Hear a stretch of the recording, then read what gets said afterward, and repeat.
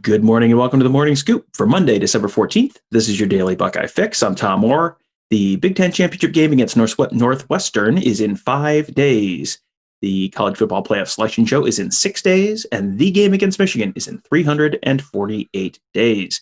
We are in the final week before the field is announced for this year's college football playoff, which means it is time for extremely terrible arguments to come out of the mouths of basically everyone affiliated with the sport.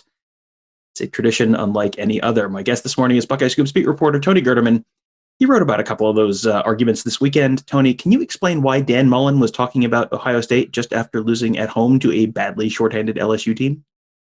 Well, the reason he was talking about Ohio State was to deflect from the fact that he had just lost to a bad LSU team, their second loss of the season. Yeah, basically citing the fact that Ohio State having only played 5 games or whatever. Actually, not citing Ohio State, just saying, after a second loss, saying, I guess it would be better to have played less games since you get rewarded the fewer games you play, essentially. And that's his passive aggressive way of acknowledging Ohio State without, I wasn't talking about Ohio State specifically, but of course he is talking about Ohio State and never minding the fact that you just lost your second game of the season. So I understand he was answering a question about the playoffs and his team's chances for the playoffs, and to just then pull out the Ohio State thing after you lost your second game of the season is very on brand for Dan Mullen. Always looking to blame somebody for something or point out somebody else's flaws, although I don't know that not playing is necessarily a flaw of Ohio State's doing, but yeah, whatever it is, he's showing you one hand while the other hand is actually getting the L's, basically. He earlier this year when they lost to Texas A&M made a big stink about the fact that there were so many fans there and that was a big part and it was unfair and they needed to get more fans in the swamp. So he's not college football's most gracious loser. That is a consistent thing with him. But for all the angst he put out on Saturday night, I don't know that they're completely out of the playoff picture yet. I mean, we'll find out Tuesday night exactly where they stand in the rankings following that loss. I'm not totally convinced that if they somehow shock Alabama this weekend, I'm not expecting it, but you never know. If they do, I'm not so sure they wouldn't just slide right back into the playoff field. I'm in an SEC champion missing out on the college football playoff is something I will have to see before I believe it. That's exactly where I am. And I think that would impact the ACC more than it would impact Ohio State, with Ohio State being 6-0. But yeah, if given that that fourth slot, whoever it is, there's going to be arguments for maybe 2 or 3 programs. And if one of them is the SEC champ that has beaten Alabama, to me, that's going to count for more than a Notre Dame team that has lost to Clemson, has not won a conference.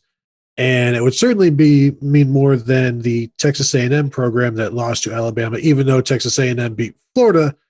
But I think the winning of the conference trumps what Texas A&M did, especially when Florida will have beaten Alabama. You get that extra data point to compare teams, and I'm with you. Like, I would almost be surprised if Florida doesn't make it if they win, Yeah.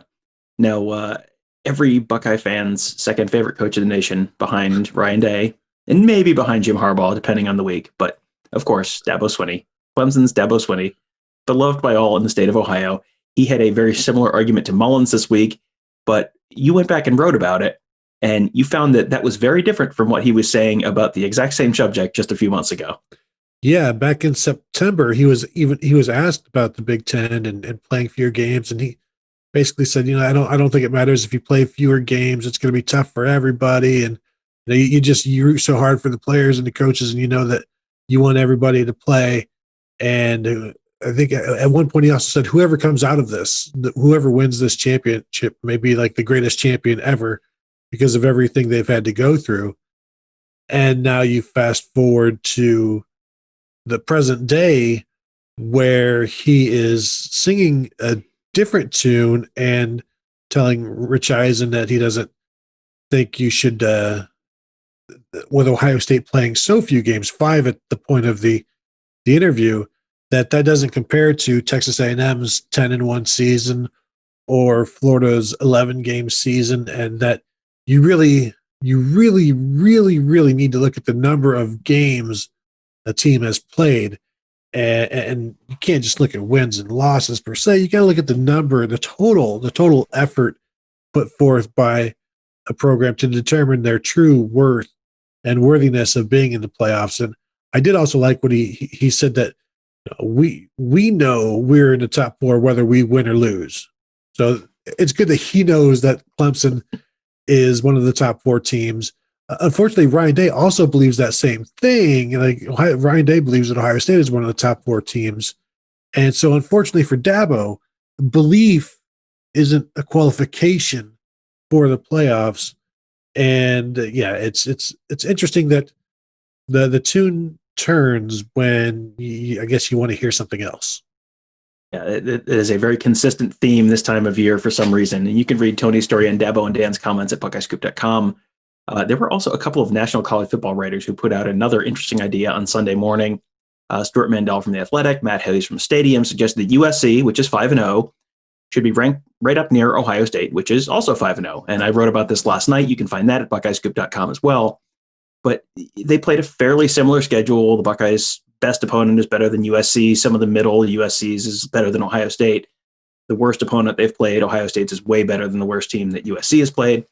So it's comparable. But playing with that similar schedule, the Buckeyes are winning games by an average of 13 more points per game. Basically, they're 2 touchdowns per game better than USC is in terms of margin of victory. And USC has been losing with under 2 minutes to play in 3 of its 5 games. Ohio State has not trailed since the first quarter of the first game of the season. Nebraska scored on its opening drive. Ohio State came back and tied the game, and they have not trailed since. The Sagarin predictor has the Buckeyes favored by about 14 on a neutral field. Both the Sagarin and Massey composite computer rankings, which are objective and not at all based on preseason rankings, have the Buckeyes 2nd and 3rd and USC 12th and 16th. So no, they are not the same team at all. Tony, my question to you: why does this week always seem to turn into bad opinion season every single year? Because people have a job to do, and their job is to, especially columnists. And Tom, you're the one who tells me this all the time. Don't get upset about what people say on the internet, but it is so dang hard, especially when you see stuff that is blatantly wrong and put out there 97% of the time. They don't care that they're wrong. They just know, like, you know what? This is a pretty good column idea. This is what? They're both 5-0. It's just information I'm just giving you. That's all. I'm not saying USC should be ahead of Ohio State, even though I'm implying that. And so, yes, this is the time of year because there is opinion. I mean, the committee, all 13 members of it, it doesn't stop being opinion when it's those people giving their thoughts on who should be in. And then you try to predict what they're going to do, or you got to share your own thoughts because 13 people can't possibly get it right when you know how things should go. But there's always a team, and I'm sure we're going to see it with Georgia now that JT Daniels is playing well. It's like, well, they're playing better than anybody else right now. You might want to give them the nod over, whomever else. We saw that maybe a decade ago with USC, who had lost their first 2 games, but they were playing better than anybody else. And it's just one of those things where for some programs, you're going to look at the entirety of what they've done, like Ohio State. But then others, you're like, well, yeah, but look what they've done lately. And they're pretty hot right now. And you can't deny that USC is undefeated. And you can't deny that they're better in the fourth quarter than Ohio State. Am I wrong? 3 fourth quarter comebacks. I mean, that's extremely dramatic. And yeah, absolutely. The defense rests. Sunday, we got to talk to Ryan Day, Justin Fields, Jonathan Cooper in advance of this weekend's Big Ten championship game. One thing that was really interesting to me was that the Buckeyes had a change of plans for what they were going to do on Saturday when they were supposed to be playing Michigan. Can you sort of explain what they were tithinking they were going to do and then what they did instead? Yeah, last week when we talked to Ryan Day, he was asked, are you guys going to watch the Northwestern game together? Or how are you going to watch it? And he said they were going to just put it on the indoor screen and watch it together and have some food and just socially distant meal and the game. And then this weekend, they decided not to do that, and they canceled that. They had the game on throughout the facility, but they didn't do the lunch like they had planned. And basically, everybody pretty much just went home and watched it, or they didn't have to watch it if they didn't want to, I guess. But basically, everybody was sent on their way rather than having a big team meal and hanging out and watching the football game, which to me is certainly interesting that that plan was changed pretty dramatically, and you wonder like why, or it just makes you raise your eyebrow. Like why did you alter your plans? Why did you think this was not a good idea? And Ryan Day didn't necessarily go into it. He just said they changed their mind about it. And just to circle back to where we started, Day was asked about Dan Mullen's comments, and that was interesting. Mullen has had no problem talking about it. Day did not seem even remotely interested in talking about Dan Mullen or Dan Mullen's opinions on things. Yeah, and I'm not surprised by that. Although, Justin Fields and Jonathan Cooper both said that they are aware that the comments are out there. They hear things, but their focus is on Northwestern, and that's probably good advice. And it's advice that Dan Mullen himself could have used, maybe worrying more about LSU than what Ohio State is doing.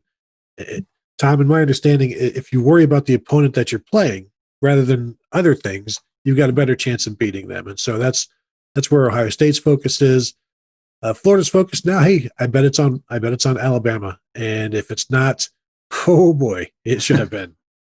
Yeah, if they are not focused on Alabama, that might not go real well on Saturday night.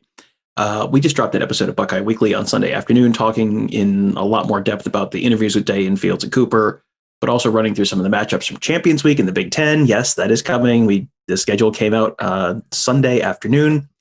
You can just search Buckeye Weekly on your podcast platform of choice to find that show if you want to hear all of that good stuff. Saturday evening, the men's basketball team played Cleveland State. The Vikings gave up a 40-0 run, 40 points, 2-0 a week ago at Ohio University. So it was like, okay, well, this will be an easy W for the men's basketball team. And then they came into Columbus and gave Ohio State a big scare. Tony, what in the world happened? Well, I think there's a couple things here. One, Ohio State was without E.J. Liddell, who's their leading scorer, leading rebounder.